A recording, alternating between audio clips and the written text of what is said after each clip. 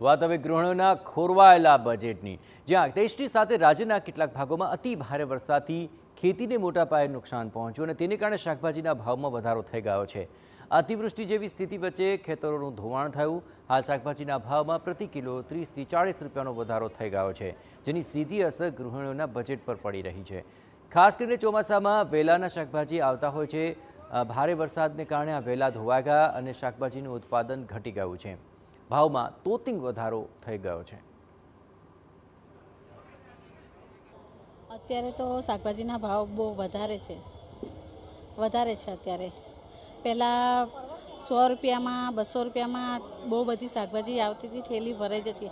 અત્યારે 500 રૂપિયામાં પણ બહુ ઓછી શાકભાજી આવે છે। મોંઘવારી બહુ વધી ગઈ છે। બધું શાકભાજી અત્યારે આ કંકોડા છે, પીંડો છે, ગવાર, રીંગણ, બધા શાકભાજીમાં અત્યારે બહુ ભાવ વધારો થયો છે। શાકભાજીના વેપારીઓ પણ જણાવી રહ્યા છે કે જે રાજ્યોમાં વધારે વરસાદ ખાબક્યો છે ત્યાં શાકભાજીની ઉત્પાદનમાં મોટો ઘટાડો આવ્યો છે। તે રાજ્યોમાંથી શાકભાજીનો જથ્થો ઓછો આવતા ભાવ ઊંચકાઈ ગયા।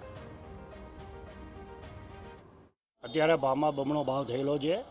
જે રોજિંદા જે ભાવ ચાલતા હતા વરસાદના તકનીકના હિસાબથી કિલો પર 40 રૂપિયાનો ભાવ વધારો થઈ ગયો છે।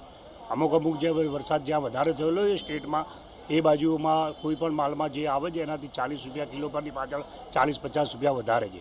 અત્યારે જે આ સતાણાથી નાસિક બાજુથી આ જે કોબી છે, ફુલાવર છે, એ તુરિયા છે, શિમલા મરચાં છે, એ બધું ત્યાંથી આવે છે। આદુ છે, એ બધું બેંગ્લોરથી આવે છે।